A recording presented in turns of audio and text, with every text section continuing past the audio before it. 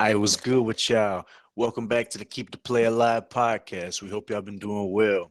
We appreciate you tuning in for this is what episode 5 now? 6. 6? I bet. We 6 episodes in, man. 6 rings. We cracking for real. We progressing and I'm happy about it. And we back here again with another episode. Gavin got some more big back material, bigging up his back. They don't Mr. know about Mr. Ronnie's. Ronnie's. They don't know about him. They don't. They don't know nothing about Mr. Ronnie's, Oh, bro. Look at that Oh, red velvet donut, bro. Come oh my on, god. stop playing, bro.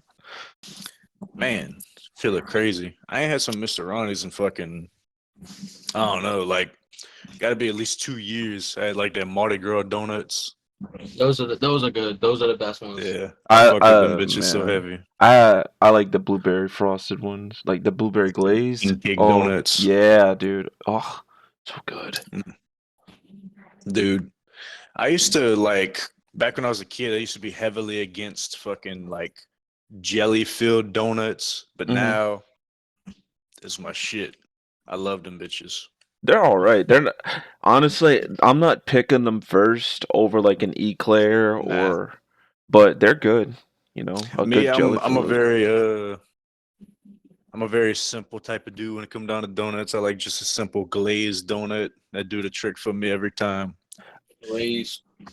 But yeah, Not too crazy on glazed or chocolate frosted, but I think if I had like 3 donuts, I would eat forever and the rest of my life. Blueberry glazed, eclair, apple fritter, which technically they're not really donuts, but apple fuck it. fritters are fucking amazing, man. I love apple fritters. I Always- haven't- But yeah, for today's episode, I'm gonna be hosting the boys, kind of like Gavin hosted last week's episode. He's catching us in 4K right now. But If Yeah. it'll focus, I could be, but it's not focused. Pardon my voice, guys. I don't know what's been going on with my vocal cords recently. I think I'm coming down from a little bit of a sinus infection that I was having. But yeah, how y'all week has been, gentlemen? Long. Yeah, Very- very long. Sounds about right. Man, this is gonna be like a running fucking like, oh, third shift, oh. But like, man, you really lose track of time and other people when you work third shift. Because like the other day, my mom, she was like texting me because she needed help with like the fire stick. She needed some Yeah. information. I was dead asleep at like like almost 3 o'clock, and she calls me to wake me up. Which I mean, I needed to wake up at around that time anyway. But man, dude, like I feel bad because I'm not doing it on purpose, but I'm like trying to get back to her. Like I'm telling her, hey, I'm at work right now. I'll text you later. I forget, and then a week goes by. I'm like, oh fuck, dude. It Yeah. really just fucks with everything. Your social life, your schedule, all of that. It certainly ain't easy. I did it for 4 years, so I could about imagine how it feels now. Yeah, I think I would be coming up on 2 years in total of doing it, not working where I'm currently working, which I don't think we've said it, but I don't want to say it. Yeah. And You don't have to. yeah, the pay's all right. I like the job that I do, but it's just a schedule, which it's not Yeah. a make or break because I'm more of a night person anyway. So It's definitely not for everybody, that's for sure. yeah, Yeah, I know. Definitely. When I did it, I would go to work at like, let's just say Wednesday. I'd go to work at Wednesday at 5 in the afternoon. I wouldn't get off until Thursday around lunchtime, and then I'd go back to sleep. And I'd wake up again at 5 on Thursday, and then do it all. yeah, So fuck that. That's Yeah, another thing. My that's schedule is actually crazy. inverted 9 to 5. So 9 p.m. I go in, 5 a.m. I get off, which I couldn't ask for a better schedule. That sounds fucking awful. Yeah, it's quite ridiculous. Yeah, it was pretty much a job where you didn't leave until the work was done. So pretty much it was 5 o'clock till. Like it would not have a like a you get off at a certain Yeah. time. It would be like a whenever everybody decides to actually work, then you get off. So because I was in the freezer, so I was in the freezer for 12, 13 hours a day. I'd be in below zero temperatures every single day. That's why, nothing really bothers me anymore because any work schedule is better than that work schedule. Yeah. I did it for Yeah.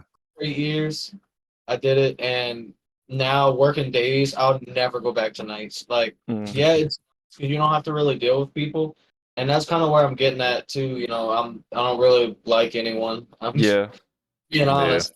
So it's kind of like, night is where I should be, but do I want to be there? No, not really. Well, honestly, Yeah. dude, I think the fact that you had to work at 12, like 12, 13-hour schedule, I think that's what made it worse, probably. Because, like, Yeah, I work an 8-hour schedule and I'm fine with it. But, like, I yeah, think they should just abolish, like, 12-hour shifts, man. Like, Yeah. that shit is so stupid. And, My old lady's been doing fucking double shifts all week this week. She'll go in at 9 in the morning and just completely work till close. Like she'll be in there till like 1, 2 in the morning, barely getting any sleep. And she's quite literally worked doubles every single day this entire week. And it's ridiculous, man. It's like, how can you like do that to somebody? You know what I mean? because they don't want to yeah, hire anybody. They say that they're hiring, but they don't want to hire anybody. That's And the manager's on fucking vacation. It's like, bro, you on mm, vacation while the workers over here slaving their ass away. It's like yeah, it's just yeah, poorly ran. Just poorly ran. yeah. That's how I felt about my old job.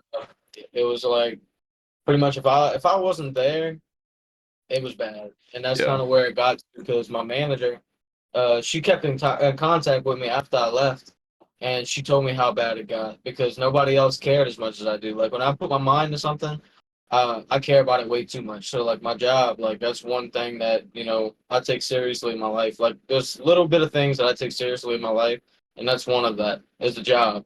That's where I get my income, my money, all that. But right now I'm kind of in a conflict. Like I don't like I like where I work, but I want to do something else. So yeah. I don't know Yeah. right now with job wise, but yeah, I get you. Yeah. It's just stupid how you you work so hard and all you get is taken advantage of. You Yeah, put passion, like you said, you put passion into your work and that's all you get is just to be the mule of the company. Yeah, that's I was in that spot. Like I was just getting sick of working because I would go in, I would do my stuff, and I would do my stuff around 12. And there's other people like here. I'll lay it down to see if this makes sense. So I Mhm. would do certain like carts. I would do carts, and that would last. I get there at 9. I finish at 12, which is break time. No, that's before my lunch. So I'd finish around that time, give or take 3 4 hours. And then there's other people who have entire departments to do, entire departments, and they leave at 11.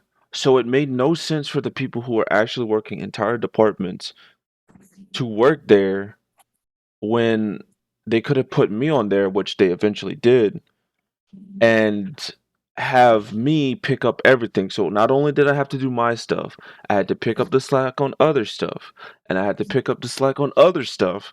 And then at the end of the day, I do my like whole cleanup almost half this entire like place I work at. So it was getting to a point where everything was tiring. I was annoyed, but they've switched things around. Thankfully, the manager actually managed to do something. Yeah. So funny how that works, right? But Yeah, manager it's a actually did their job for yeah, once. it's a better spot now. Yeah. But I was getting That's sick the of it. thing, man. You work hard and all you get rewarded with is more work. That's the only thing. You don't get rewarded with better pay. You don't get Mm-mm. rewarded with time off. You don't get rewarded with, recognition, anything.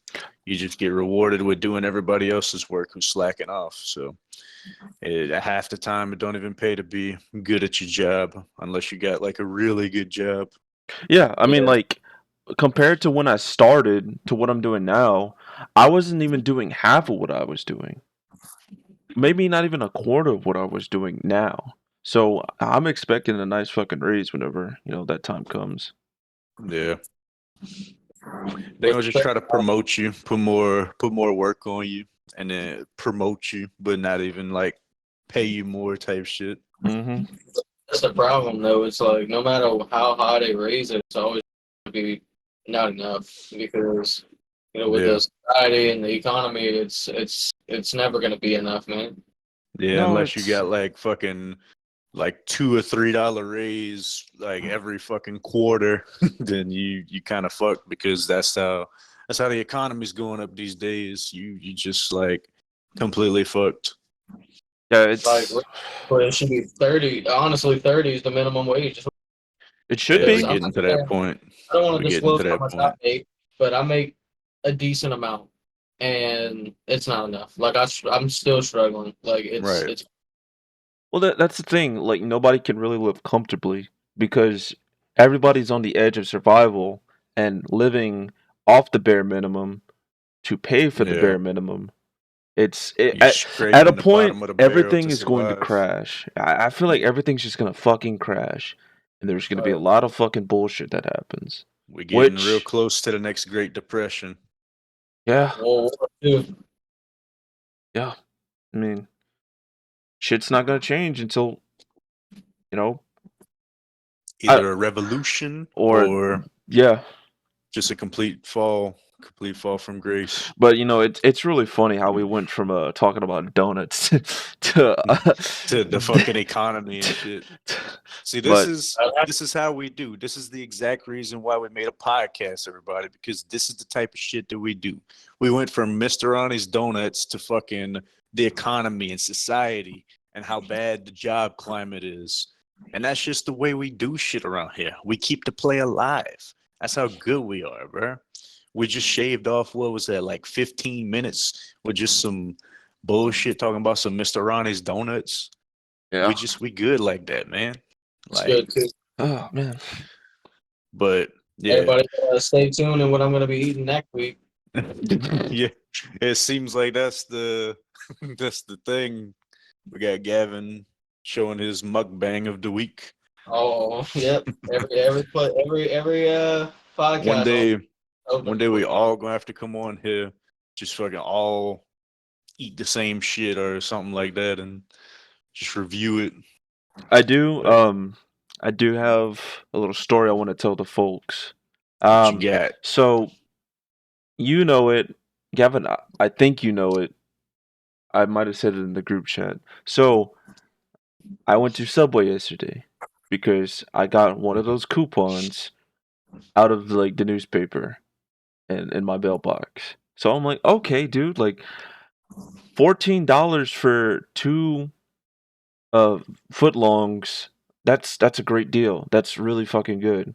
Why would I not want to take that? That in this economy, that's Yeah, pretty good nowadays for be two about people. 14 for one these days. Yeah, it was like 10 for one, but I'll get to that in a second. So I get in there, I show the guy my coupon.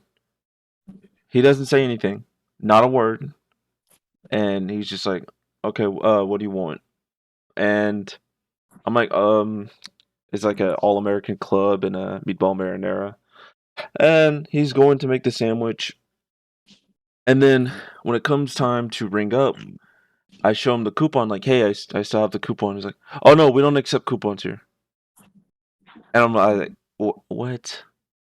It's a Yeah, national it's coupon. It should be accepted everywhere. But he was insistent that, no, they can't accept the coupon for some odd reason. Um, and that cost me like $21 for two subs. yeah. It's fucking crazy. And Bring back the $5 foot long, man. that's what I'm saying, dude. But um, I mean, I also got like cookies and a drink, but that was like a separate like purchase. But like, Yeah, man, dude, like that shit really pissed me off. And honestly, it was so mid, man. It pissed me, like the bread was overcooked. I know I got it yeah. toasted, but like it gets toasted to a point where the bread's actually, good. It still tastes good. I guess the way they cooked the bread, they fucking overdid it. Everything was just mid, and uh, you know what? Subway, we're officially dropping you ain't down. you We're ain't give dropping that you damn down a tier. sponsor. Hold on. That Just, shit's just B because tier. Nope. just because you had a bad experience doesn't mean we need to drop it. Yeah, Subway, I'm still aiming for the sponsorship, You can but get an individual sponsorship. I guess since y'all bashed on Subway, I should say I had Firehouse again during the week, Let's and go. it was a barbecue. Um, it wasn't pulled pork Was it brisket? brisket. It was a barbecue brisket sandwich. That was a really good sandwich. Mm, That That one, sounds pretty busting. their so brisket there's is two good. sandwiches now at Firehouse that I enjoy, and one sandwich that I enjoy at Subway. So I guess that kind of, Ends the debate right there. ends the debate. I Yeah. just Well, need I'm to I glad you just need to like fuck with some Firehouse. Firehouse. I I feel just like can't. Subway was like always one of those things where it's like you went to Subway because it was like the cheap option, but now it's not the cheap option Well, anymore. that's the thing with And like you McDonald's. can fucking yeah, same thing with McDonald's. It's like Subway in particular, you can go to fucking Rouse's, get your French bread, get you some, pickles, jalapenos, red onions, whatever. You can get your sauce of choice, you can get your meat of choice, you can get all that and make however many Subway sandwiches for the same price that you would spend on like one or two of them over there. Yeah. Yeah, food prices are ridiculous. But we've Yeah, already talked about the economy. I don't think we need to go any further. yeah. Just know that at this point, everybody needs to start learning how to cook. And if you don't know how to cook yet, you need to learn. It ain't that hard. And I ain't trying to say that anybody's like less of a person if you don't know how to cook. It's just you need to spend some time in the Mm-hmm. kitchen or at bare minimum spend some time on YouTube because you got all these motherfuckers that'll teach you how to cook, teach you the basics of cooking. Now we come from down the bayou. So we were basically born with a Magnolite pot and a spoon in our hands. Mm-hmm. So we know how to cook. We know how to throw down. But that's how you save money in this economy. You buy stuff in bulk and you cook your own food. Because if you eating out every day, you kind of just throwing money away at that point. To be honest with you, Here's a life hack, but people. Aldi. Nothing more needs to be said. Just Aldi. shout out Aldi, pretty solid, very cheap. But yeah, we're gonna get into the next part of this episode. React to. I've already seen this video, and I'll share my thoughts on it once the video's done. But the video we're gonna be reacting to today, I don't remember the name of the channel, but I have Kobe's it. gonna link Kobe's gonna link the original video down in the description. Y'all go support the original creator, leave a like on his video, subscribe to his channel. Shout out to him. It's an amazing video, very well put together. It is called "The Man That the NBA Doesn't Want You to Remember" or some Right. shit like that. Yep. But it's a very good video. The boys are gonna react to it. I'm gonna refresh my memory by watching it, and we're just gonna give our thoughts on it. And for those of you out there who don't watch basketball, don't worry. You don't really need to know a lot about basketball to watch this video. This is more of a history video rather than an NBA video. So if that was gonna like turn you away or anything, don't worry. It is very good video. I think even the people who have nothing to do with basketball could find very much information and entertainment out of this video. So hope y'all enjoy, and we're gonna get it cracking. All right, and this is the video that we're gonna be watching today. Shout out to Goh Low. Y'all go check him out. Once again, link is gonna be in the description. Leave him a like, support his content because this was a very well made video and he deserves all the support that y'all give him. So without further ado, let's just get right into it. Hope y'all boys enjoy. Basketball Association is no stranger to controversy. From the antitrust lawsuit filed against the league by Hall of Fame player Oscar Robertson to the numerous accusations of referees putting their own personal imprints on playoff games, the NBA has a sketchy history to say the least. But the biggest sin this league has ever committed is one that it has never gotten properly shamed for: The NBA's own origin story is a complete lie, and that's by design. Leo Ferris is a name I'll bet you've never heard of, and that's quite a shame. With the exception of a select few who were around during the early days of the NBA, Ferris's name, like many others, has been all but forgotten. But I say this without hyperbole. Leo Ferris is the most important person in NBA history. In only Pause. So are they saying the guy who invented basketball? Like, is that what they're trying to say? Like, No, this is more so talking about like the NBA kind of starting up? ABA merger, Oh, sort of talking about the actual introduction of the NBA itself. oh, okay, got you. 9 Yeah. years of being associated with professional basketball from the late 1940s to the mid-1950s, Ferris changed the course of the sport's history in more ways than one, all of which we're still feeling the effects of. In the 1940s, there were two major professional basketball leagues in the United States, the National Basketball League, otherwise known as the NBL, and the Basketball Association of America, the BAA. As co-founder of the NBL's Buffalo Bisons, today known as the Atlanta Hawks, Leo Ferris was a key contributor in breaking down race barriers that had existed in professional basketball since the growth of startup leagues in the early 1920s.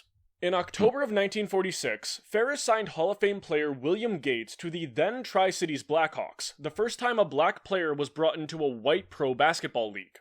This took place 7 months before the Brooklyn Dodgers broke down baseball's race barrier with the signing of Jackie Robinson. Here we see the first instance of the NBA rewriting its own history. The way they tell it, the Boston Celtics broke down basketball's race barrier in 1950 by making Chuck Cooper the first African-American player to be drafted by an NBA team. Now, before you say that the NBL and the NBA are two different things, they are not, and I will prove that in a moment. But if that was all Leo Ferris did, initiating racial integration of the sport on a professional level, that should be enough to earn him induction into the Naismith Memorial Basketball Hall of Fame. But Leo did so much more for this game than just that. In the 3 years That's crazy to think because you never hear about the you always hear about Jackie Robinson, the Dodgers, them Mhm. kind of having the first, African American black player on a professional team, and I had never knew that the NBA or Yeah. the NBL did it before.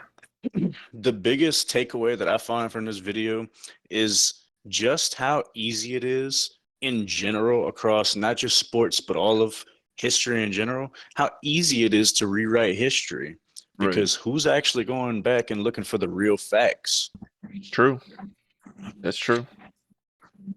I think that's the case with a lot of history because Quite a lot of it. not to coincide professional wrestling with professional sports, but the WWE from what I've seen, watched, read, they completely gloss over some of the stuff that they had in the territory days.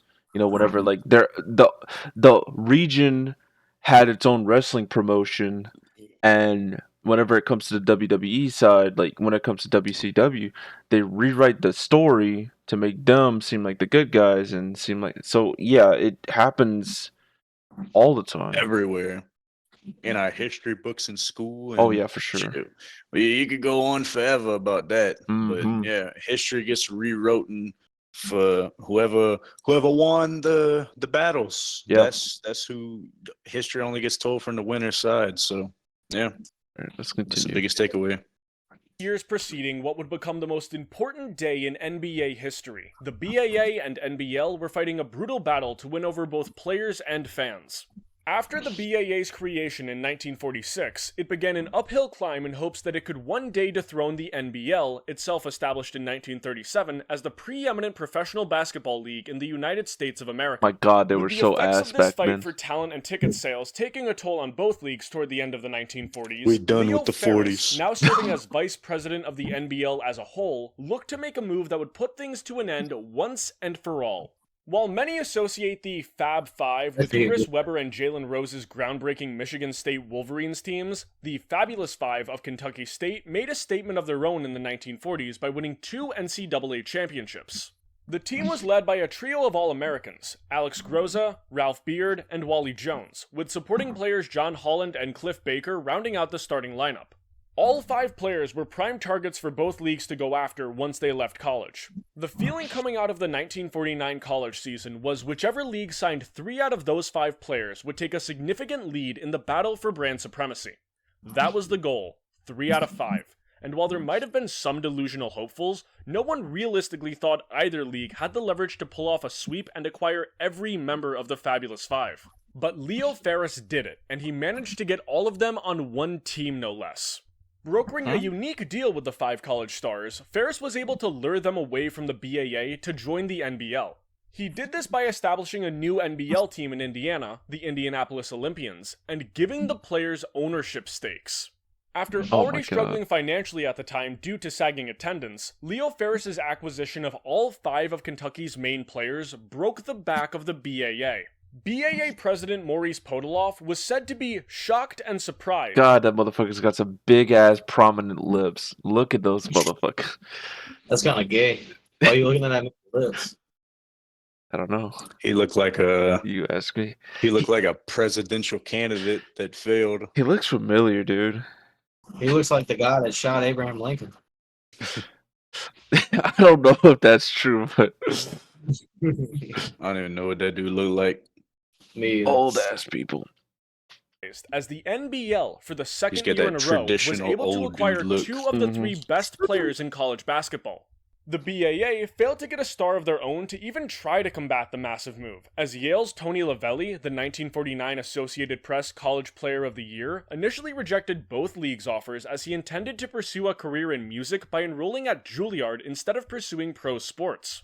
In the wake of the NBL's monumental acquisition of the entire Fabulous 5, press outlets at the time stated that the BAA was, quote, caught with their defenses down. Leo Ferris had devised and executed the perfect play to put an end to the BAA and force them to merge with the NBL, thus creating the NBA.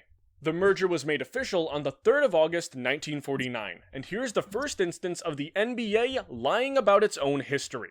Even though it was the NBL that forced the BAA to agree to a merger or otherwise face financial ruin, the NBA's own website only recognizes BAA history as its own, failing to even acknowledge the scores, records, championships, or other accomplishments of NBL players or teams. An NBA-produced HBO documentary from 1989 has this gem of a line. In 1946 in New York, this would all change as Maurice Podoloff was selected to preside over a new 11-team league called the Basketball Association of America. 3 years later, the BAA absorbed the NBL and the NBA was born. That is precisely the opposite of how it actually happened. On paper, the BAA should have been much stronger than the NBL. The BAA had teams in major markets: New York City, Boston, Detroit, Philadelphia, Toronto. The NBL, on the other hand, operated in smaller towns and cities like Akron, Buffalo, Sheboygan, and Toledo. The BAA had big money. Fucking Sheboygan. What the fuck is that? Where is Sheboygan? Dude. Oh god. Anybody in the audience listening from Sheboygan? Oh, Tap in. I gotta look it up. How do you even spell it? Sheboygan. Wisconsin. Sheboygan, Of course it's Wisconsin. Wisconsin. It sounds like a Dude, Wisconsin place. There's 50,000 people that live there. Why the fuck would anyone put a fucking team in Sheboygan? Like, y'all should have just put a damn team in Homer Oh my god. for all that. Oh shit. Damn. Fucking Sheboygan. Sheboygan.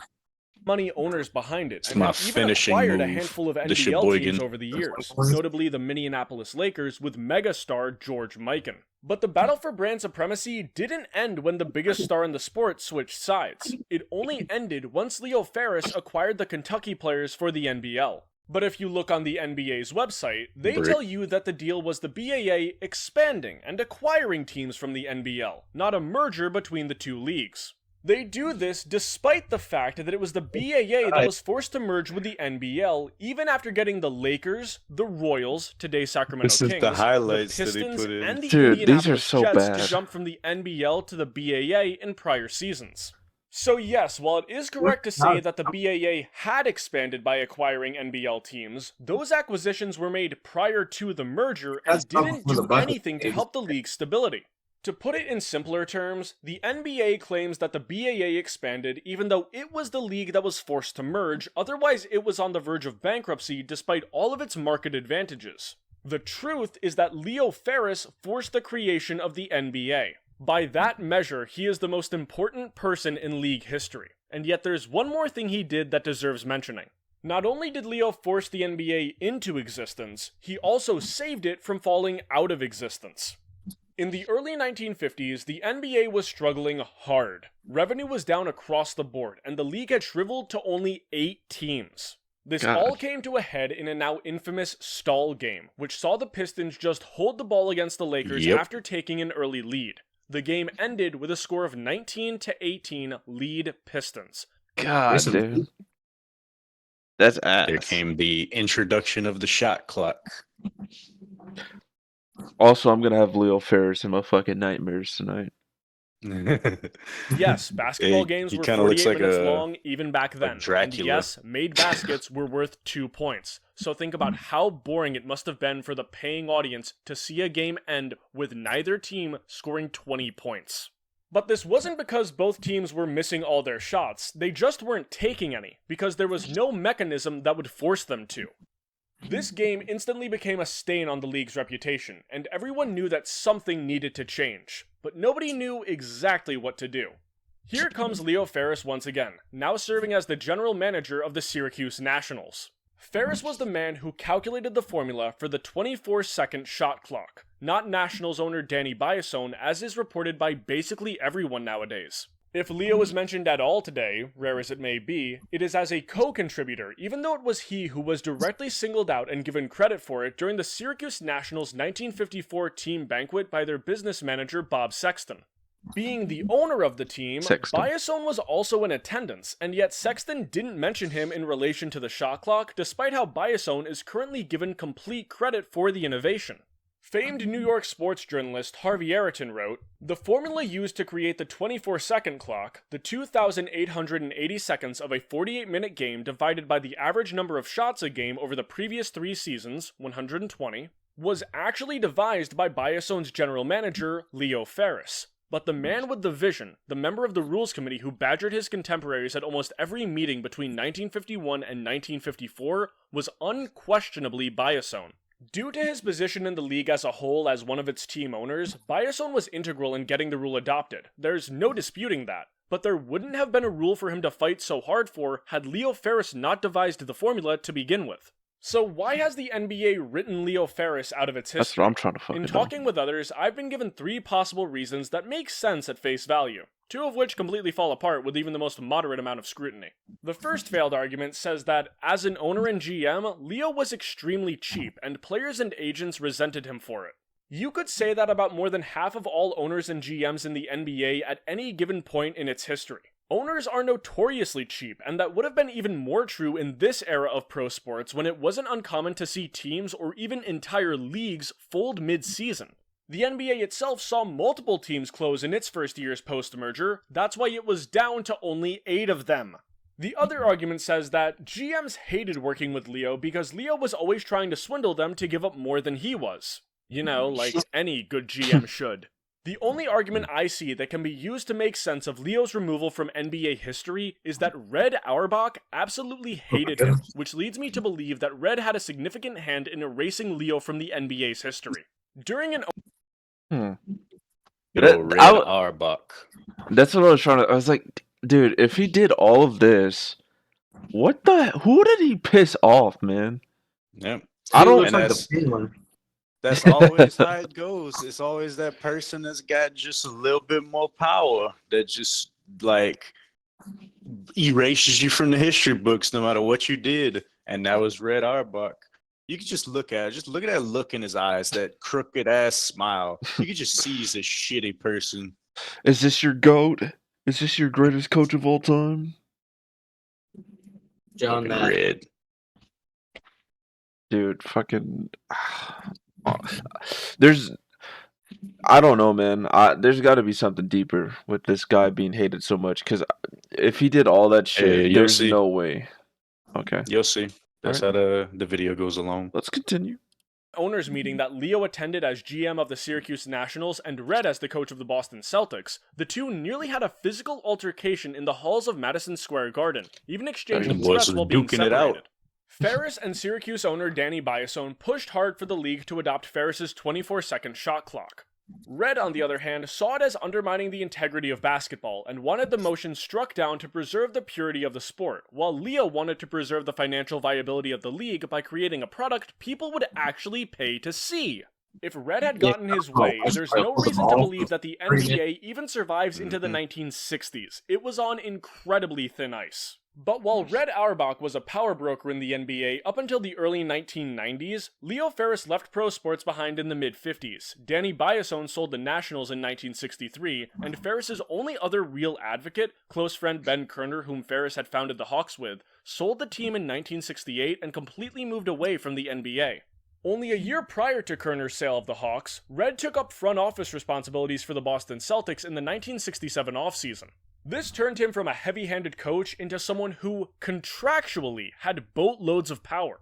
In 1992, Red was interviewed by the Syracuse Post-Standard as part of an article on Danny Biasone's absence from the Naismith Memorial Basketball Hall of Fame. Here we see the clearest example of his attempt to rewrite history. Red is quoted as saying, "Danny Biasone invented the 24-second shot clock by himself. Alone. I was at the meeting when he introduced it. He should get all the credit in the world for it." Really, Red? All by himself? Boy, trying so then why did you hard to threaten Leo, who you thought was going to ruin erase him. basketball, with this new rule? If it was Biasone who introduced it, why were you making these accusations at his GM? With most of the NBA... I'm not gonna lie, I do like this so far. But this Yeah. guy is riding for Leo Ferris, dude. He's It doing is. tricks on it, man. Hey, he deserves tricks on it with all the shit he did. Oh, Between man. breaking down racial barriers and shit, and keeping the NBA alive, keeping the play alive. For sure. Seriously. It's just really fucking funny. That boy These deserves all the higher-ups already not tricks. thinking too highly of Leo at the time of his departure, it doesn't seem too contrived to think that Red would have used his pull to get the league as a whole to change its historical narrative regarding the shot clock and getting everyone to give the credit to the more amicable Biasone. As for the narrative that says the BAA absorbed the NBL, we're not exactly sure where that started. Maurice Podoloff was the president of the BAA at the time that Ferris forced the merger, and was later made the NBA's first commissioner. This may seem odd initially, the losing side gaining control after the merger, but it makes sense due to Podoloff already being president of the American Hockey League, being a distinguished lawyer, and having worked with the owners of the larger market teams that came from the BAA. He had a lot going for him that could help the NBA grow with him at the helm and the support of major NBL management working beneath him. But the question really becomes, would he be vindictive enough to engage in a rewriting of history even after Leo's innovative thinking saved Podoloff's place in pro basketball not once, but twice? Personally, I'm not inclined to think so, as Podoloff was seen by many as a stabilizing force and an extremely likable man. He didn't need pro basketball, he already had a successful life. Podoloff could have easily just conceded to the NBL, let the BAA fold, and moved on to other ventures. But he didn't. He worked with Ferris and the NBL to get a merger done. He implemented Ferris's shot clock to solve a major problem facing the league. He was a leader that all sides of the aisle revered. The same cannot be said for his successor though, another BAA transplant, J. Walter Kennedy, who served as public relations director for the BAA at the time of the merger. Kennedy took over the NBA at the single roughest point in league history, shrunken to only 8 teams, lacking a television contract, the players beginning to unionize, and with the NBA facing competition from the upstart ABL and their innovative three-point line. No, I did not mean to say ABA. The ABL was a league started out of spite after the NBA refused to let the owner of the Harlem Globetrotters buy a pro team, and was the first pro league to have a three-point line. It only lasted for one season, but it's where the ABA would pull inspiration from when considering how to stand out from the NBA and landing on having a three-point line of their own. In opposition to Maurice Podoloff, J. Walter Kennedy was, at his best, described as approachable, and was known to be iron-handed when dealing with issues. But in fairness to him, the situations affecting the league during his tenure required that type of personality to keep the ship afloat. With a weaker and less crafty hand, sinking would have been inevitable.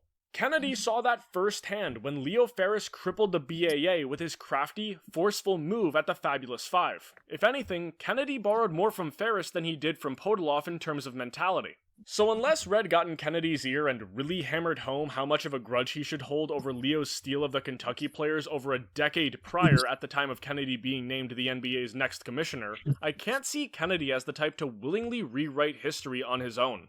Hell, his first major move as NBA commissioner was striking Red with a then league record fine of $500 due to rowdy behavior during a 1963 preseason game of all things.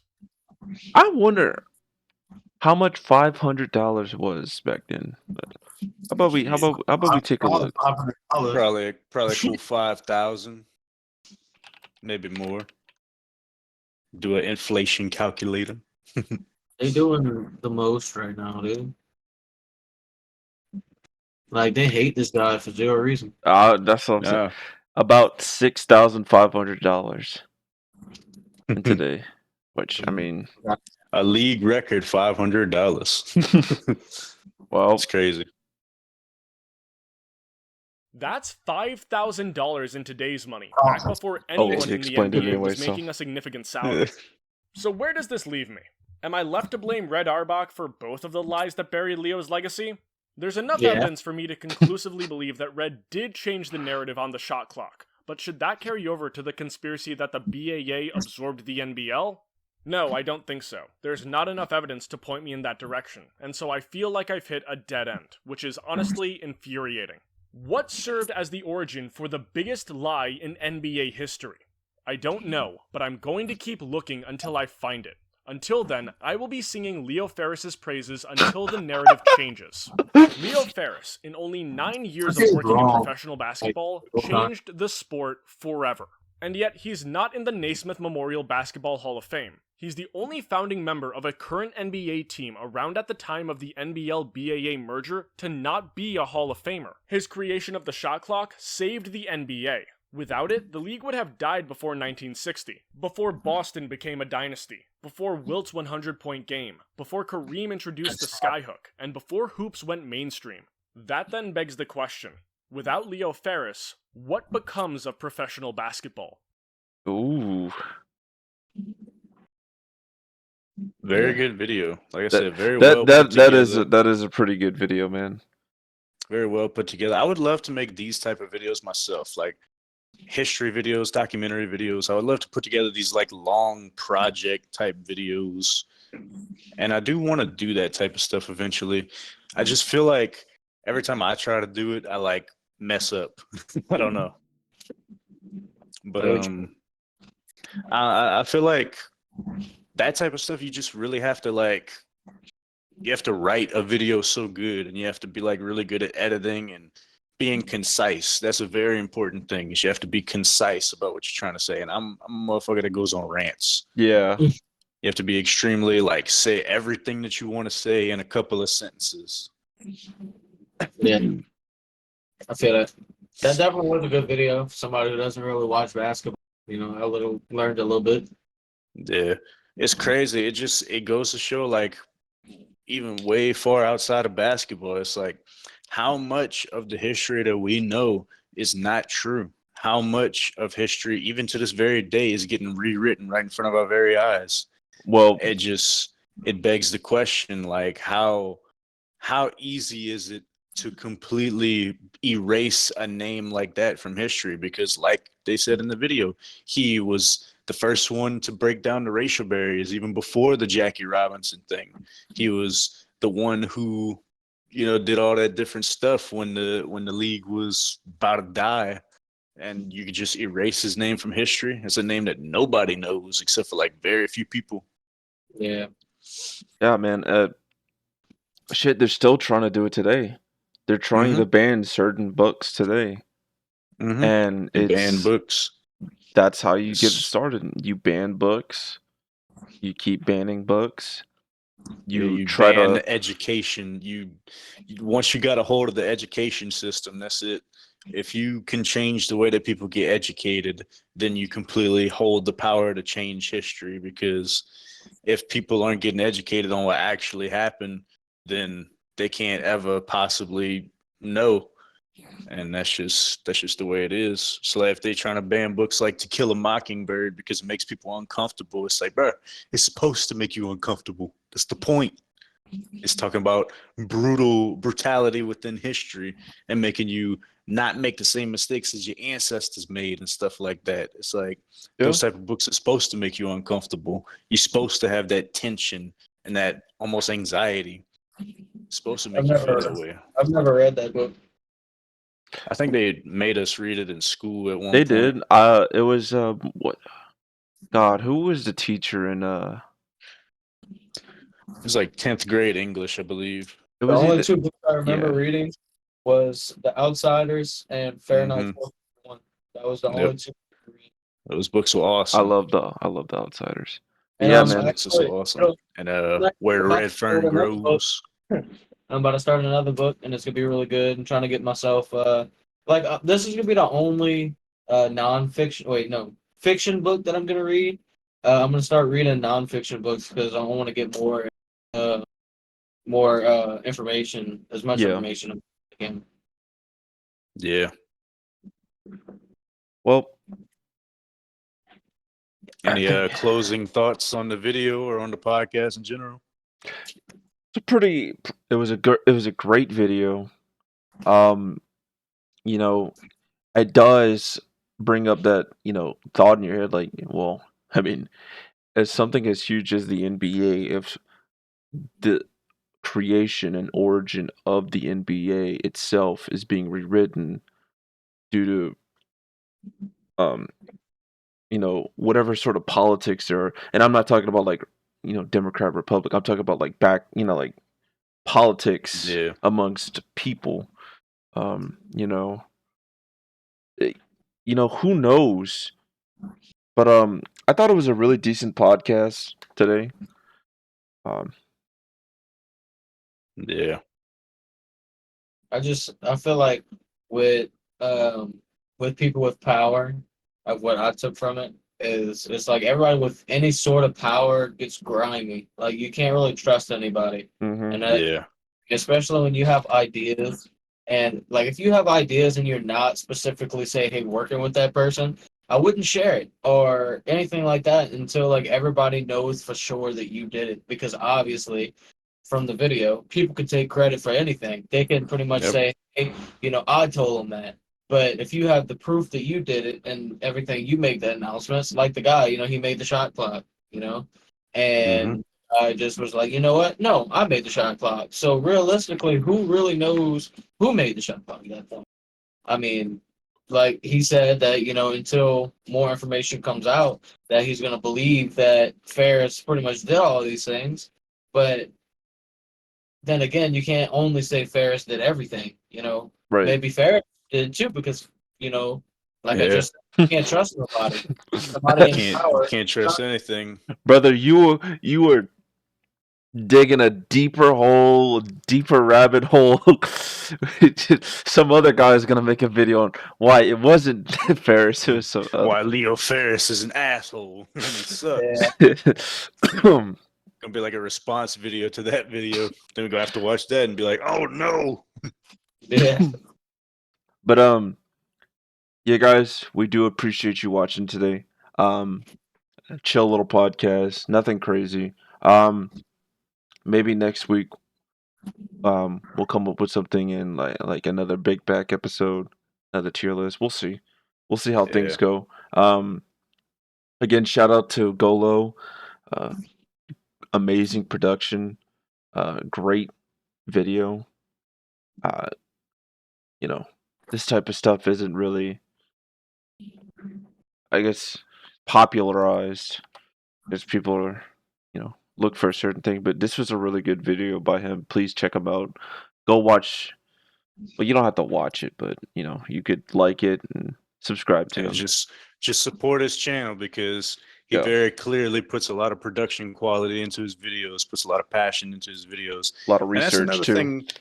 That's another thing that I wanted to talk about is speaking of like putting passion into your work and stuff like that, this whole thing of specifically like the shot clock and stuff, it just goes to show it's kind of like similar to what we were talking about in the beginning of the podcast.